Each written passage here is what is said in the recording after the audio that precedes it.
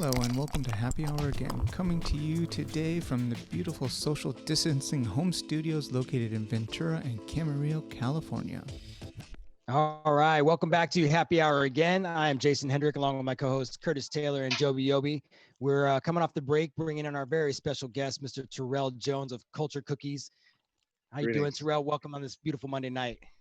Thank you. I'm well. Thank you for having me. It's an honor and pleasure to be here with you all this evening. Thank you. Oh, the pleasure's all ours, definitely. Especially with these cookies sitting in front of us. I definitely, as I told the guys, my shipment of cookies arrived this morning about 9:30ish, thanks to a FedEx delivery driver knock on the door, and Yes. I ate a cookie right away for breakfast. See, when I was deciding which method to, have it, 10 a.m. or later in the evening, I was debating on whether or not to send it later to make sure that they lasted to make it to the show, So I'm glad that you were able to have a little bit of a resistance in opening and eating them all. I definitely had to ration myself. I do. I have two cookies in front of me, thankfully. I've got a chocolate chip and a sugar cookie. Awesome. But we're going to get into what these cookies are about as well, but a little backstory. We want to learn about Terrell a little bit. I personally know Terrell, so I don't want to disclose all my dirty secrets in my closet laundry.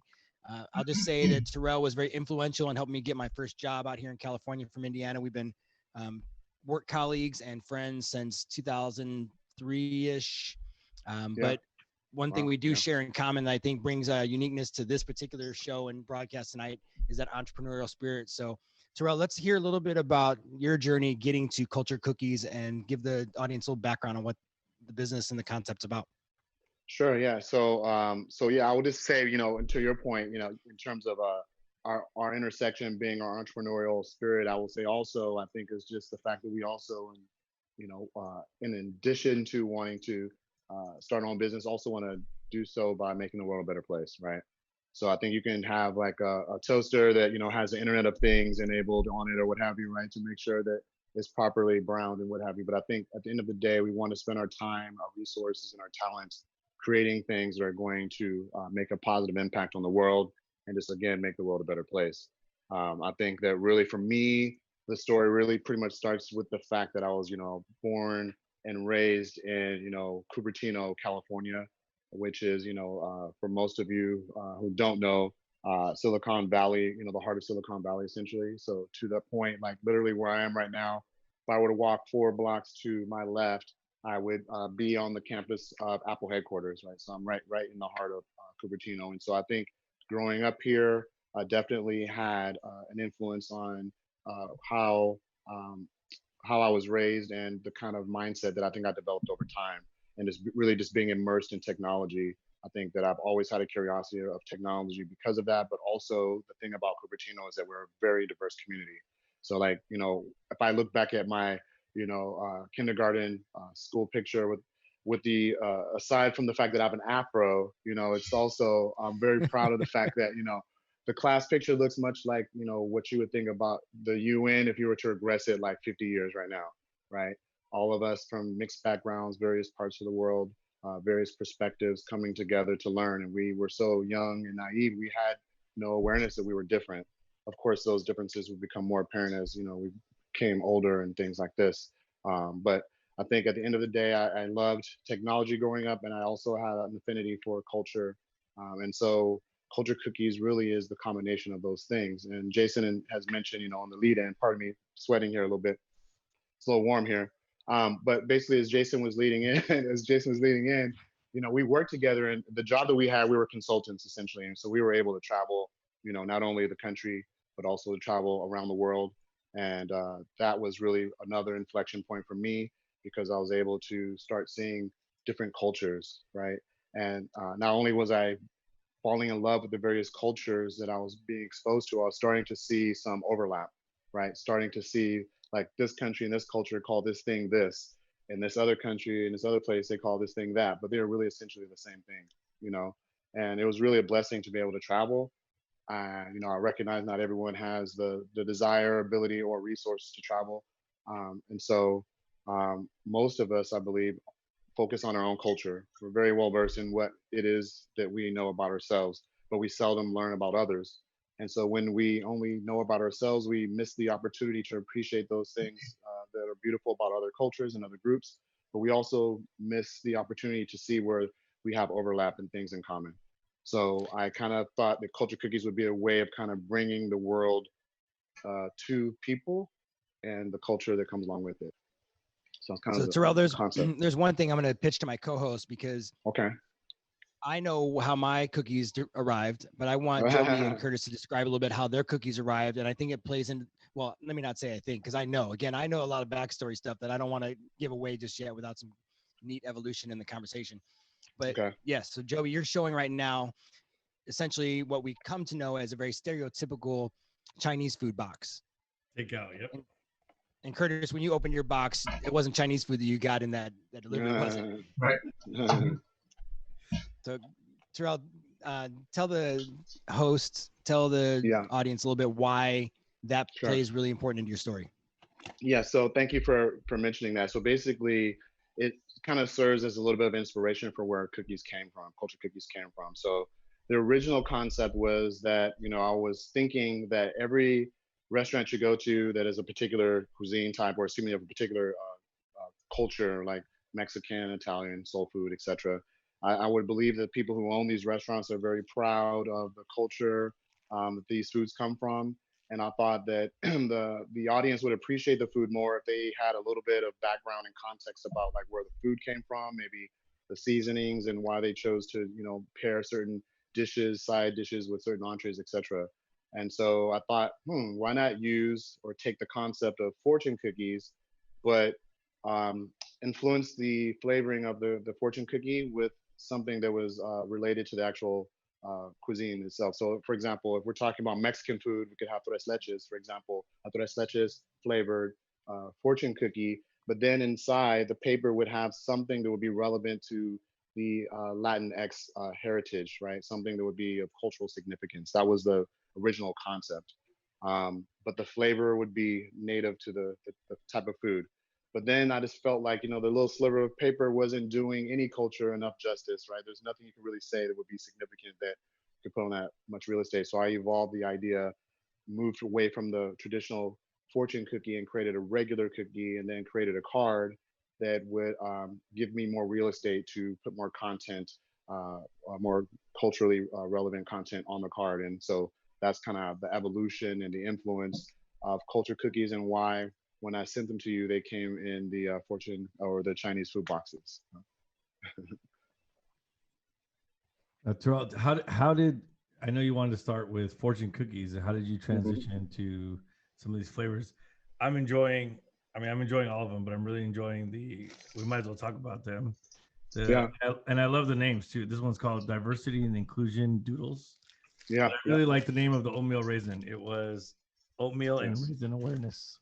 Yeah, no, that actually is one of the crowd favorites, the oatmeal and raisin awareness, right? It was kind of like I guess an influence from Ben and Jerry's. They have their really clever names for their products, but the names also kind of have a suggestion about what the product is about, and why you might want to eat it. And so I believe in having like through lines in everything that you do in business. So everything from the business concept all the way to the naming of the actual cookies, I want to reinforce the concept around inclusion, celebrating culture, celebrating diversity, celebrating allies, etc. So raising awareness is really what culture cookies is all about. Raising people's awareness not only about their own cultures and histories, but also those of other cultures as well. And I just want to also just mention that it's not even just about like the culture that you see, the visible culture, right? So not just culture in the ethnic sense, but we also have a brand or a set of cookies that we use to highlight and celebrate persons with disabilities, to make sure that we're celebrating them as well and giving them a platform to not only celebrate the people that they consider significant, but also to control the narrative, because that's essentially what this is all about. Giving people a platform and a voice to share the things that they deem significant about their culture. So even me as a Black man, and my intentions being genuine, I don't have the agency to go and create cards that are relevant to, for example, the LGBTQ community, right? Because I don't happen to be a part of that community, although I'm an ally. So what I do is I reach out to my allies in my network and find people that are from that community that are influencers and well learned on those topics to give me and curate content for me to be able to include in my cookies. And so the cookies, just to finish the last part about the cookie evolution, is that it came from the fortune cookie, then it had the card, right? But then even that wasn't enough. Like, how can you talk about Harriet Tubman or someone on, like, 3x3 card? So what I ended up doing is putting a QR code actually on the back of it. So when you scan that QR code, it can take you to another location where you can actually even find out more about the said topic, place, person, or thing. So yeah. Well, I have the 3 cards right here that were in mine right here. Awesome. And, Yeah. And one of the things that, first of all, like Joby was talking about the names of it, everyone loves a good pun on top of it, and similar to the Ben and Jerry's, when you're looking at their flavors and you go, oh, the Tonight Dough, which happens to be my favorite Ben and Jerry's, but I like it because of the pun of the Tonight Show kind of thing. Sure. And then the same with this, the raisin awareness. And I don't know if I appreciate puns, but nowhere near the way that the rest of my family does. My 2 kids and my wife, and so that was a big hit. I'll tell you though that Jason being at home did you share yours at all, Jason? No, not yet. Right. So I just what I'm doing like right now eating is the chocolate achievement chip. Right. So I do want to say that in reference to Terrell, to your idea of when these should come, they should be delivered when the rest of your family is not home, whatever time that happens to be, because I couldn't hide them, and now I have a quarter piece of each one of those cookies because my family was just looking at me with these big doughy eyes, like, come on. Yeah.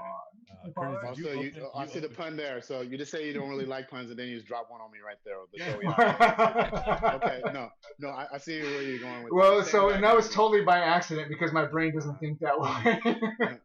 But I will say, to your point about puns, really, when you really think about it, puns actually reinforce the concept of diversity of thought, right? Because really, it's a concept that has multiple ways of being perceived and understood, right?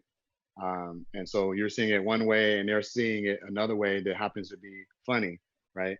And so I just think that also plays on the whole idea about diversity and why it's important to have not only diverse experiences, diverse people, diversity of thought, etc. Right? I love that. Again, like that through line, Yeah, I know. I love that. I never really thought of it in that sense before. Anyway, I thought that was a great moment.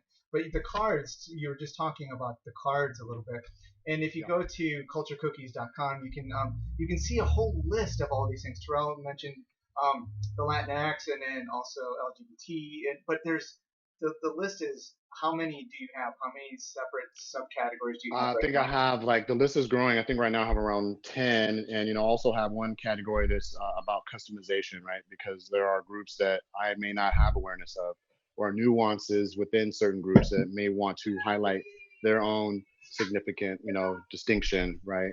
For example, there being the queer community within the LGBT community versus the general gay community, right?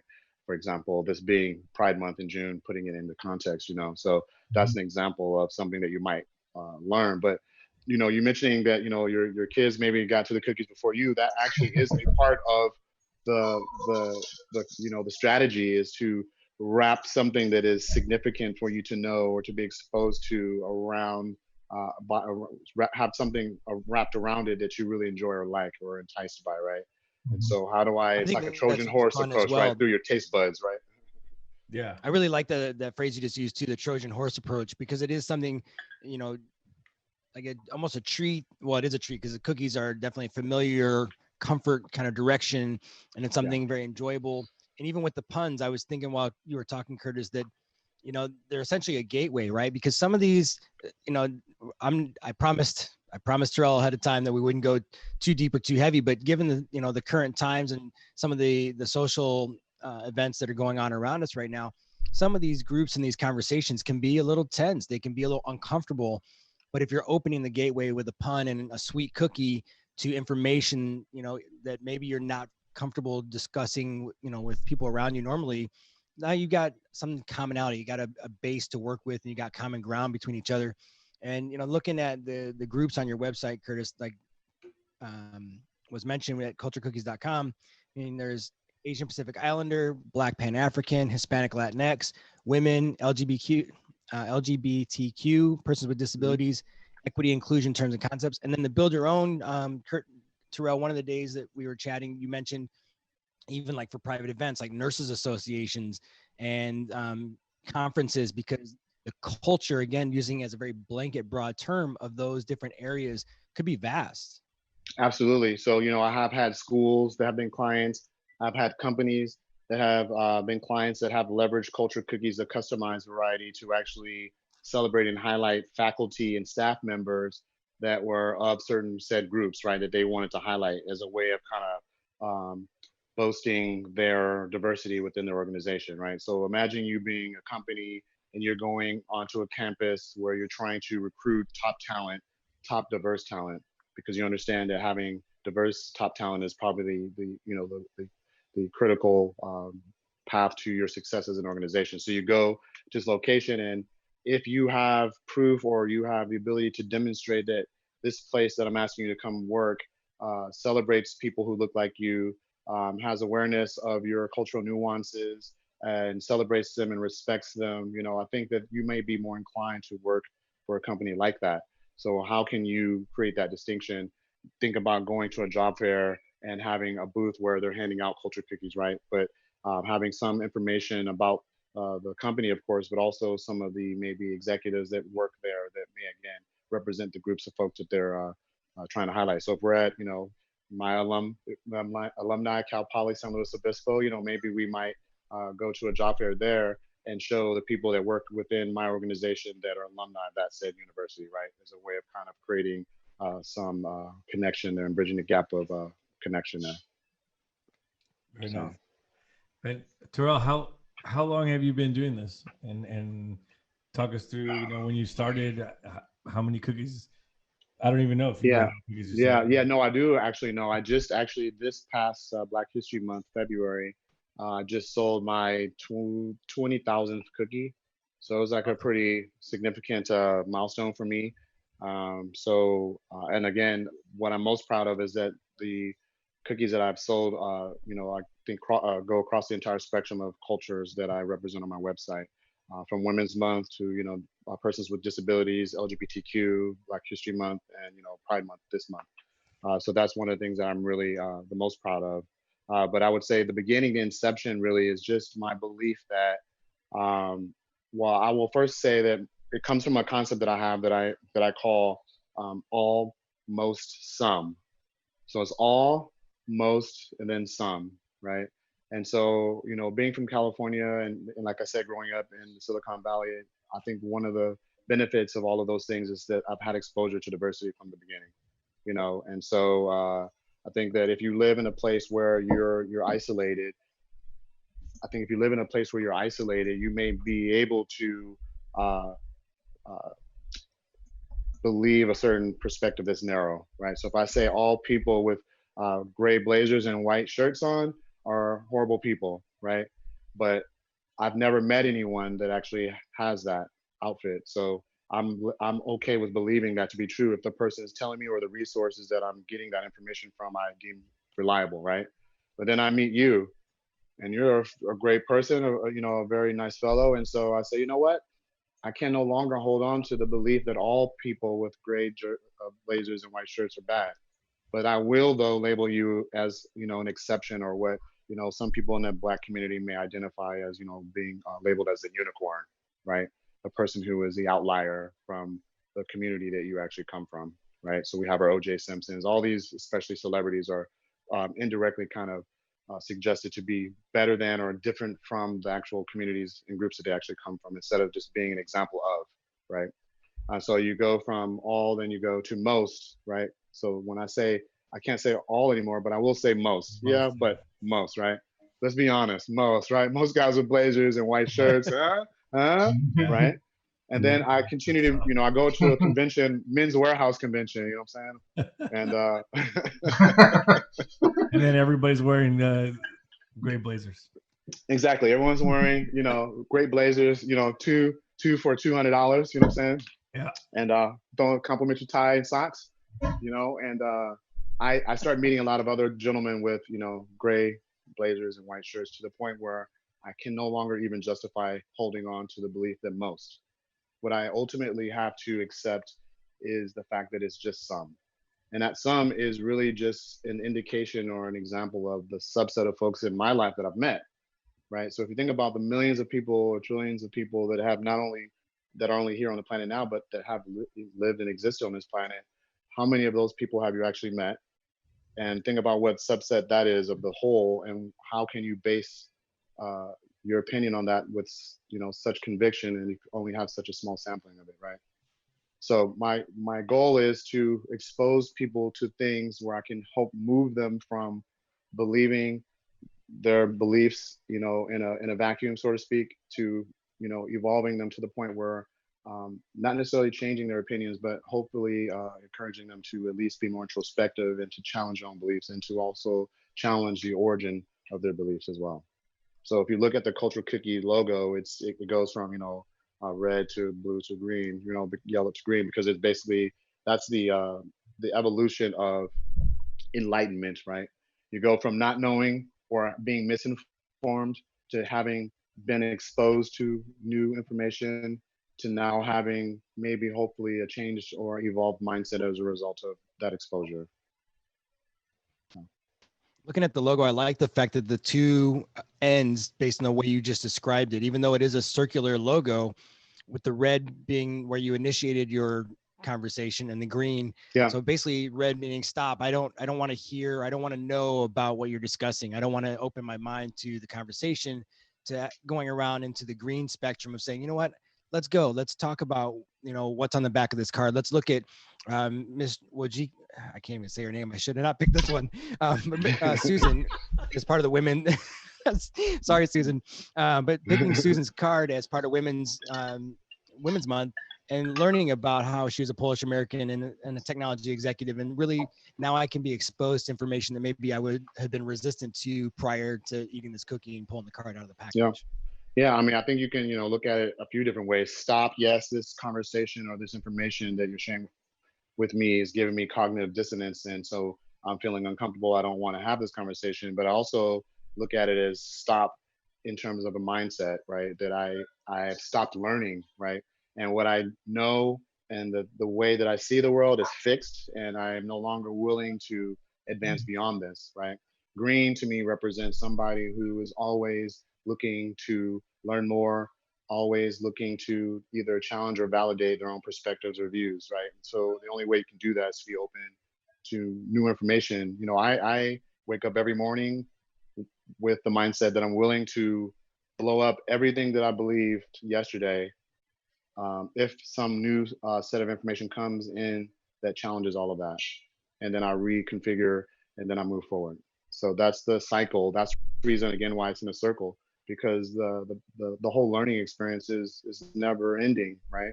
You're always going to be evolving and learning new things, and I think that's really what it is all about, is understanding that you don't know everything and just being curious and hungry for, no pun intended, or actually pun intended for the show, hungry for more knowledge and wisdom, right? So Yeah. the tagline also is, celebrating diversity and inclusion one bite at a time, right? I was just going to ask you about the bite Yeah. out of the cookie, and I think Yeah. you just Yeah. you just answers the And, question. yeah, and if you notice, and so cultured cookies, we're talking about puns, so right. So cultured cookies is another pun.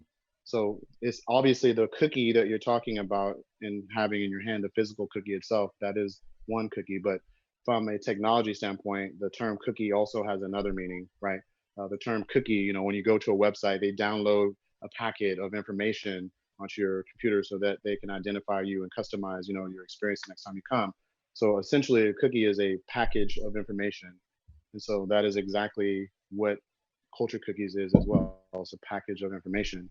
And so the physical cookie is one part of the business concept, but we also have what I call a continued learning and engagement platform that basically gamifies all of the stuff that you're learning on the cookies. Like, say you have a company event for Black History Month, there'll be a bunch of cookies that we'll share. Hopefully you have speakers and programming also included, for the day or what have you.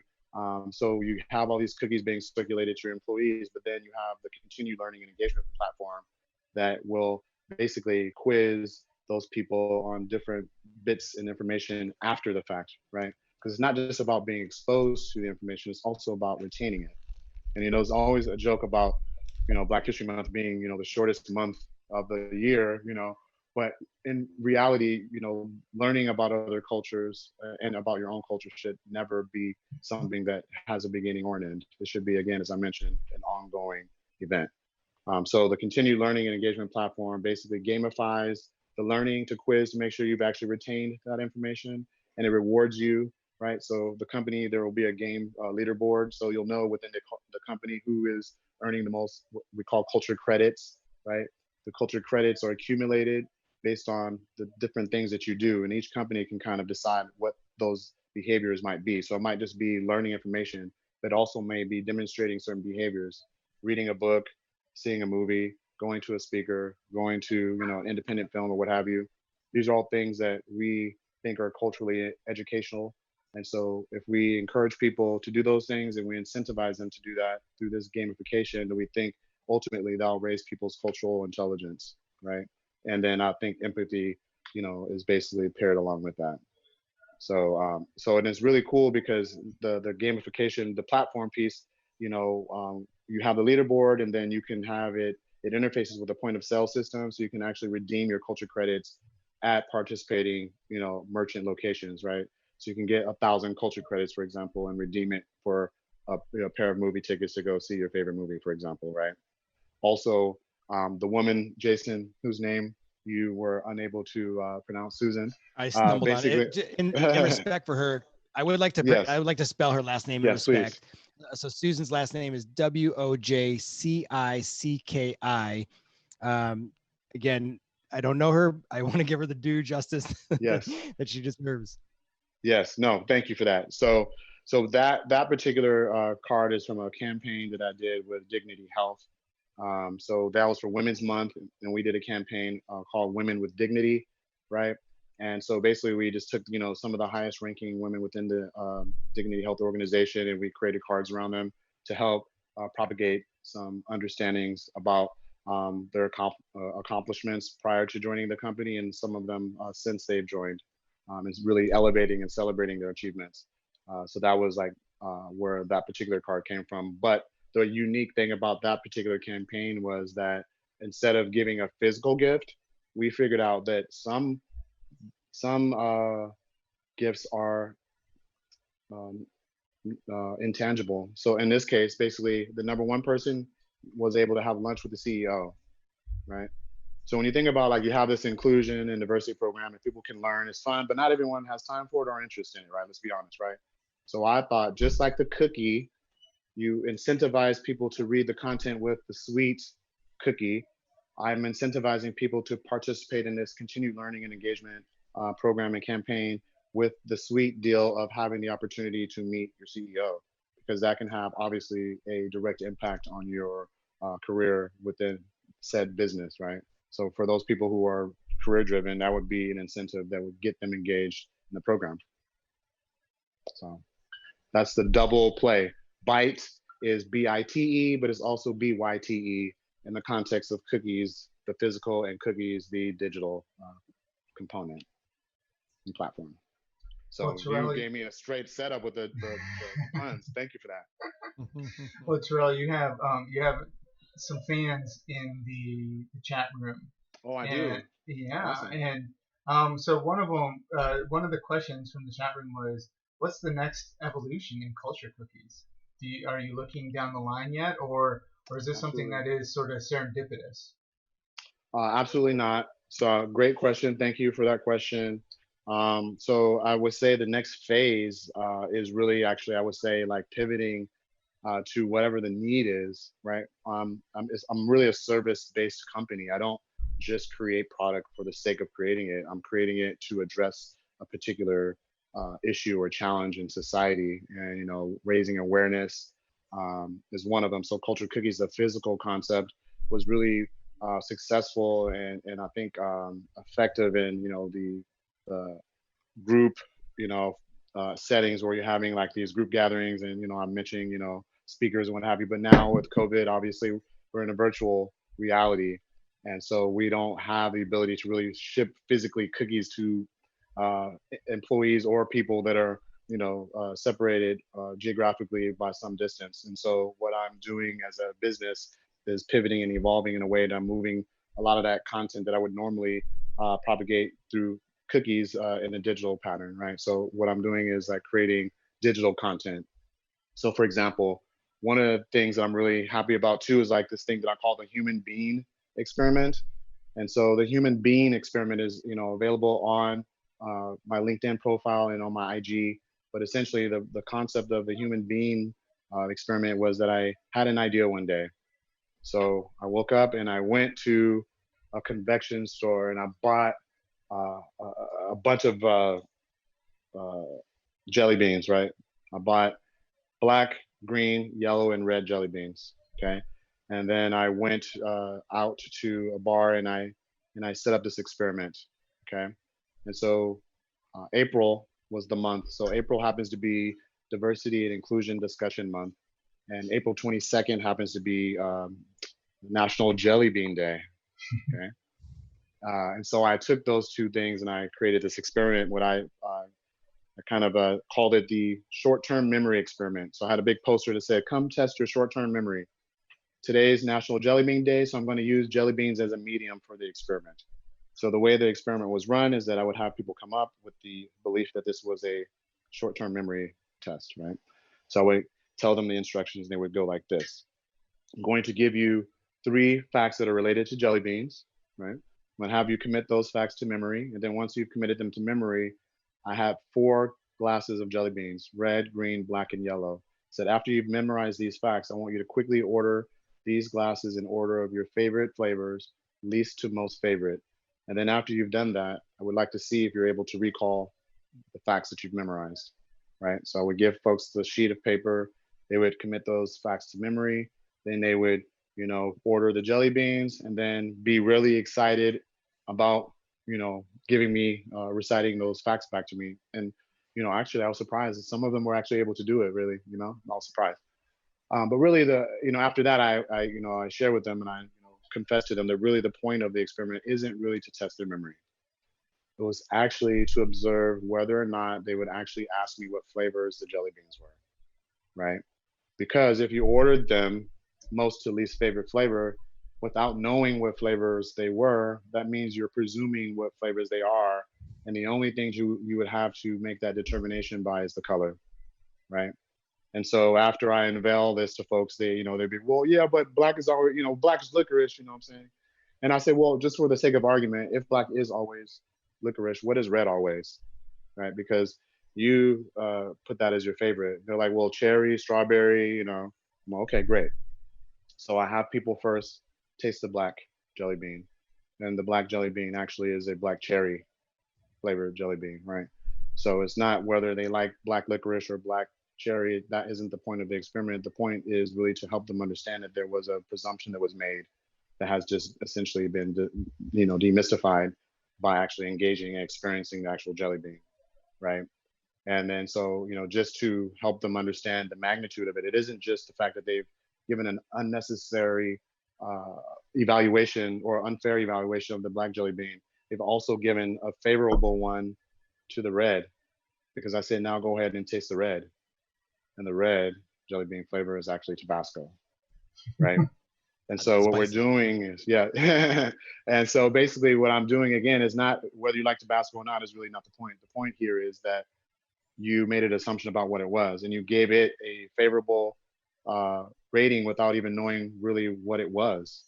And so then I ask people after the fact, do you think that we do this when it comes to human beings? Do you think that we make assumptions about their external attributes and make, and basically transfer those assumptions based on, what abilities or capacities or beliefs or values or what have you they may have based on external unrelated attributes? And the answer, of course, is yes, because we all do. And so that's why I call this the human being, BEAN experiment, right? And it really is, you know, and I did this 5 years ago, actually. I recorded these recordings, and it was only about a year ago that someone encouraged me to actually share it, you know. So I had like over 30 interviews that I did, 3 countries, you know, that I did, and basically just had them sitting on my phone. One day I had a dinner with a friend. A friend of mine was having a dinner with a doctor in, you know, psychology, and he thought that he and I should meet, so he invited me to dinner, and I was just geeking out, you know, because somebody finally was interested in talking about cognitive science and things like this that I was really fascinated by. So I just happened to mention in conversation that I had, you know, done this experiment. He was intrigued, and just his affirmation really encouraged me to go ahead and, you know, take it and put it into an actual video and package it up to have be a social experiment. So part 2 is actually going to be coming out soon, which is, you know, essentially giving a deeper dive into why people were making those assumptions, right? Which is essentially, in short, without going into too much detail, is heuristics in a word, right? Heuristics essentially is the scientific explanation for mental shortcuts. You know, these things that we do mentally because, you know, we our brains are designed to kind of, you know, conserve cognitive energy. So if we can make an assumption about something and preserve rather the amount of effort we would have to exert to get to the same outcome, then we'd like to do that. But the unfortunate thing is that sometimes when we make those assumptions, they're inaccurate, right? And our day-to-day interaction, those inaccuracies don't really matter. We actually go on living our lives in a wake of wrongness and not even knowing, and it doesn't matter. But there are certain, you know, realities and certain circumstances where these conclusions or these assumptions can lead to unfortunate circumstances. And I think, to your point, Jason, we're seeing some of those realities manifesting in the news now, right? Some of those assumptions, some of those stereotypes and things that are happening that are causing people to react a certain way, and not giving those people a pass by any means. But I also think one of the things I really love about this experiment is that it breaks it down to a scientific understanding of what's happening. So I'm going to be re-releasing this experiment, the part 1, because in response to everything that's going on right now, I'm seeing a lot of dialogue about people who have great intentions saying that they're colorblind, right? I'm colorblind. I'm colorblind. I don't see color. And I understand what they're meaning by that. Intentions are really good, but it's not true, obviously, right? Unless you have a visual impairment. You do see color, and there's nothing wrong with seeing color. The problem is, what do you do once you see it? Because in this human being experiment, clearly you see the distinction between red, yellow, green, and black. And there's nothing wrong with seeing that they're different colors. But because you're giving a favorable judgment of one of them without knowing anything about it other than its color, that's where we kind of go off the rails in terms of what's right and wrong from an ethics standpoint, Sure. right? Terrell, while you're talking, I'm thinking about the segue from that discussion into the culture cookies as well. Have you had any feedback in a similar fashion about the culture cookies? Has there been any quick judgment or quick perceptions about the culture cookie initiative in that regard? What kind of response are you getting from the community outside of organizations that are specifically buying the cookies?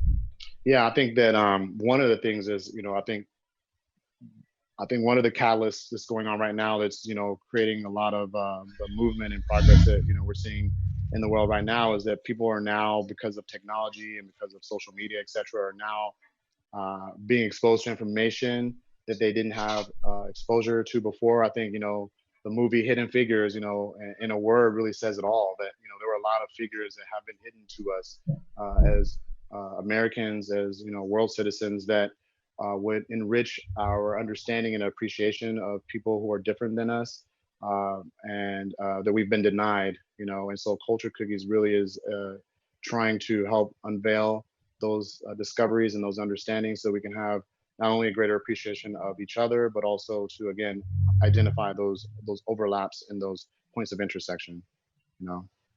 So I would say, yeah, that's kind of where I'm going with that. Joby, you'd asked about the evolution, and Curtis, I know we had a guest chime in about the evolution for Culture Cookies. With the time we have left, Terrell, talk about maybe some other organizations. You and I had a little rap session about how you're getting into the community even further, and especially related to the Happy Hour Again platform with some of the beverage influence. You have a special project that's kind of in the works as well. Can you give our crew a little insight to that? Yeah, so just basically at the end of the day, just leveraging my platform to create more conversations, to promote more introspection, more learning, because we talked about celebrating people, places, and things in the cards, but also in other categories, concepts and terms, because I think that you have to educate yourself. I have this analogy that I used.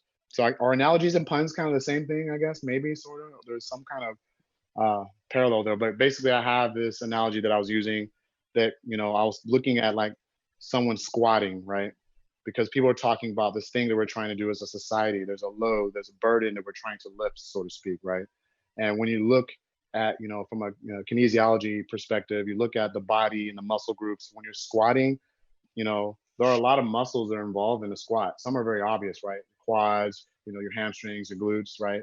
But there are your calves, there are, your delts, there's like abs, there are other complementary muscle groups that are also essential to creating a proper lift, right? So one of the projects that I'm working on is like kind of helping people to understand that analogy. So we have our various muscle groups. You may not be a primary muscle group in doing this thing, but you still have a role to play as an ally, as an advocate, right? As a supporter, as a person who provides resources and opportunities. And so even if we have all these muscle groups that are all willing to lift this load, it is still essential for all of them to be communicating effectively, right? Firing at the same time, to be technical, right? And the only way you can do that is to have, in scientific terms, those synapses are firing, communicating with each other, sharing information so they can all be on the same page and lift this load, right? And so as a society, as groups, individuals, podcasts, etc., using platforms and mediums to communicate, to make sure we're all on the same page, right?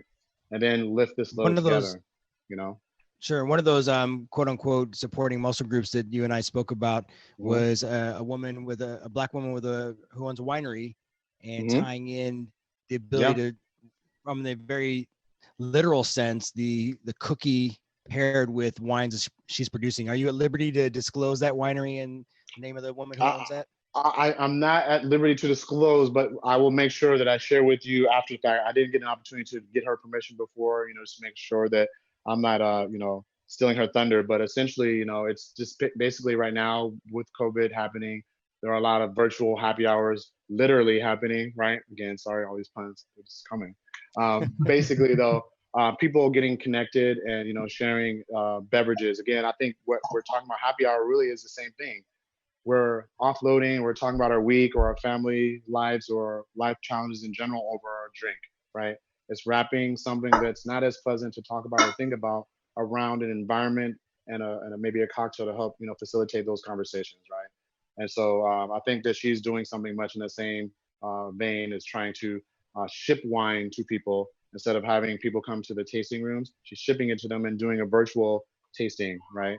And I just had this idea. I was like, oh, if you're doing that, why don't we actually get some really creative, different ingredients beyond the chocolate chip, sugar, and oatmeal raisin, come up with some really cool combinations of flavors and have them serve as pairings for the wines that you're sending out to the groups. But then to leverage those cards to share information about the region, the geographies, the soils, etc., that these wines come from, right? The influences, etc., and to again getting back to the initial concept and premise of the whole culture cookies things is to help the people consuming your product have a better understanding and therefore appreciation of it. So if you have this great wine, you have this great cookie that pairs well with it, but also you're reading this card, it tells you about how it was, created and the inspiration for it. I think will have a overall holistic uptick in your experience overall. So that's what I'm working with her in the wine pairing piece. Yeah. But Terrell, because this is a happy hour show, we have to ask you, what if anything is in your cup right there? If there's an alcoholic beverage, or two, yes, what is your go-to? What's your go-to? I mean, I have a few different ones. I wasn't sure. I felt like so Jason is kind of like my North Star as it relates to like being a foodie and and appreciating wines and beverages. I was like, what is a proper beverage to have on such a sophisticated show? I decided to go with Whistle Pig. Wait, what show are you on? I know he used the S word. He said sophisticated. Oh, wow. I did put on my coat for you, not for our show. Hey, you're gonna bleep that out on the show? Whistle Pig, Whistle Pig. 16, 10. I don't even know what are all the different years they have now. Is that Yep. Actually, is one of my old colleagues actually gave me a bottle, and so I only drink out of it on special occasions. And Very so, nice. of course, We're honored. this was apropos for that. So I decided to break out the Whistle Pig and have a sip with you all. So first of all, before the show is over, I just want to just thank you all for having me, Thanks for giving me being a on. platform to share, my story, my why for Culture Cookies, a little bit about what we're doing and what we're excited about doing next, and learning more about your show. I'm a fan of what you all are doing as well.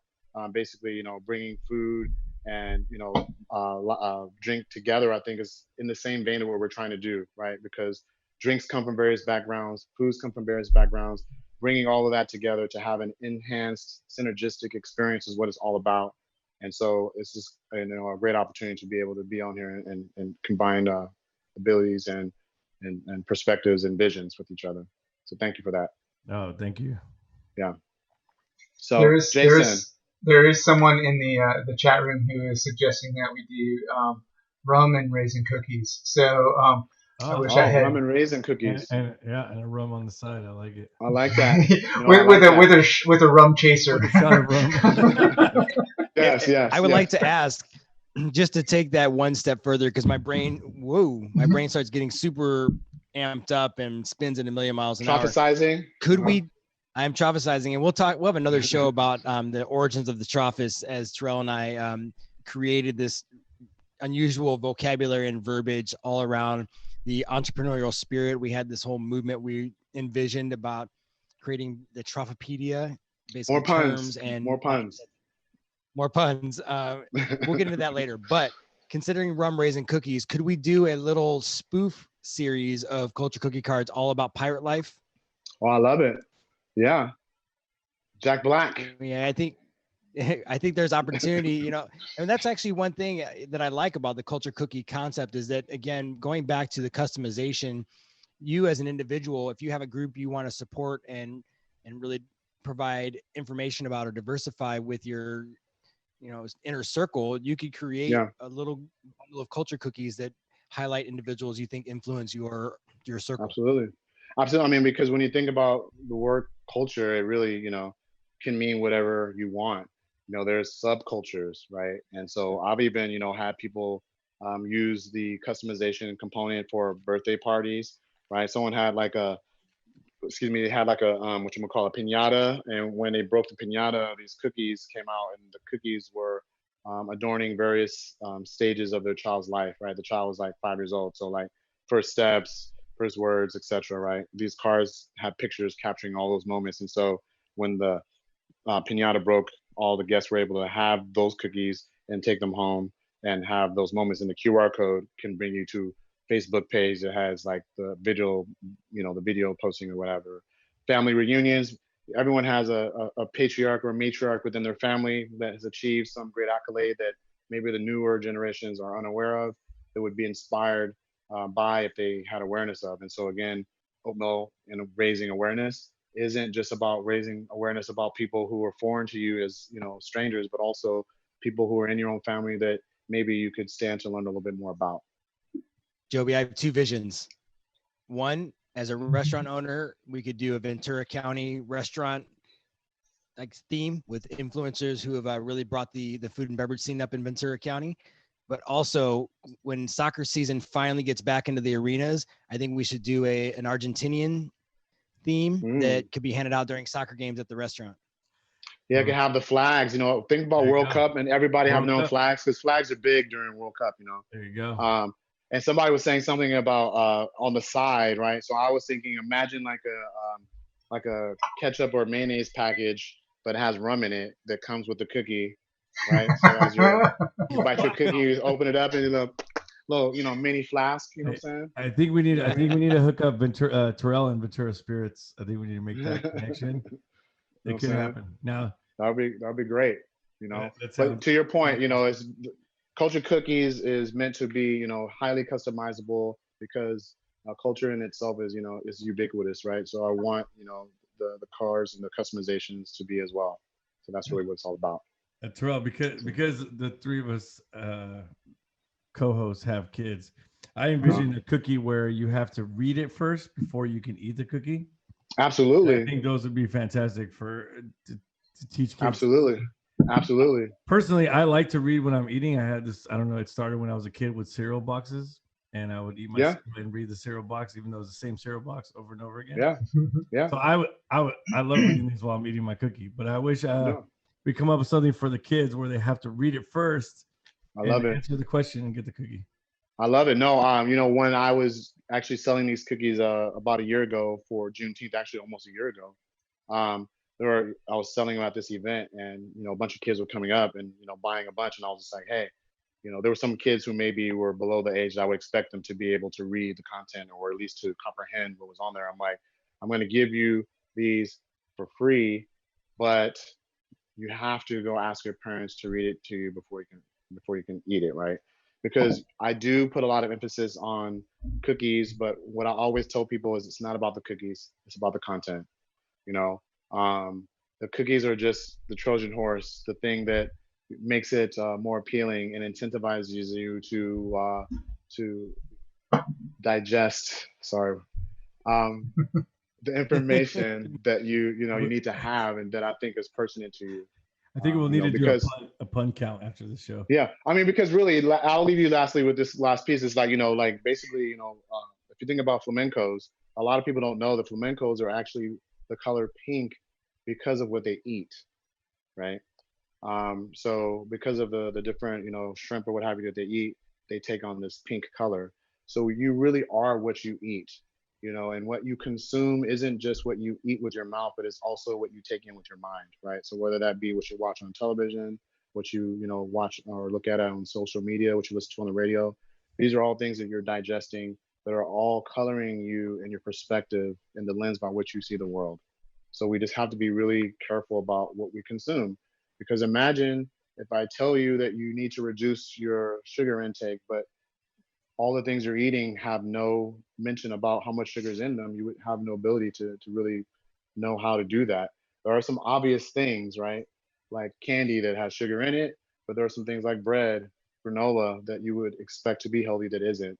And so we just need to be aware that we're consuming information that is changing and influencing our perspectives, that are creating these heuristics that I've talked about that will be mentioned in taking a deeper dive into when I release my part 2 of the human being experiment, heuristics explained. Yeah. So see that little facial expression that Curtis just kicked out means he just absorbed a lot of information, and I think I never promised. So guys, when I booked Terrell, again, Terrell and I go back a long time, over 15 years, almost 17 at this point, honestly. Yeah. I never promised you guys that it was going to be a super top level jovial conversation.